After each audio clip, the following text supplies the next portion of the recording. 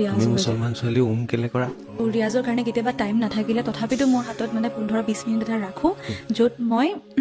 sir ৰিয়াজ কৰোঁ মানে প্ৰথম উঠি মই ওমকাৰ কৰোঁ ওমকাৰত মোৰ মেডিটেশ্যনো হৈ যায় লগতে ৰিয়াজো হৈ যায় মুছলমান ছোৱালী কেলে কৰা সেইটো আৰু প্লিজ দাদা সুধা মানুহে সুধিব না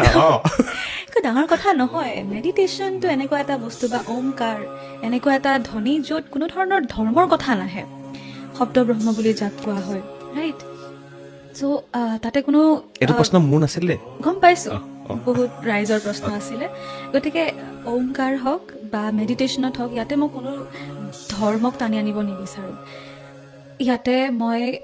ওপৰৱালাৰ লগত কানেকশ্যন এষ্টাব্লিছ কৰাৰ এটা মিডিয়াম বুলি মই ভাবোঁ আৰু ওমকাৰ হৈছে এনেকুৱা এটা শক্তিশালী চাউণ্ড যাৰ জৰিয়তে আপুনি নিজকে নিজে বিচাৰি পাব পাৰে চ'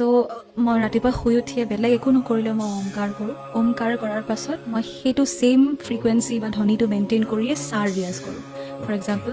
ওম কৰাৰ পিছত মই চা সেইটোৱে বস্তু 10-20 বাৰমান কৰোঁ এইটো মোৰ 15-20 মিনিটলৈকে এটা ছেগমেণ্ট থাকে প্ৰথম ৰিয়াজৰ ৰাতিপুৱা ৰেগুলাৰ ৰেগুলাৰ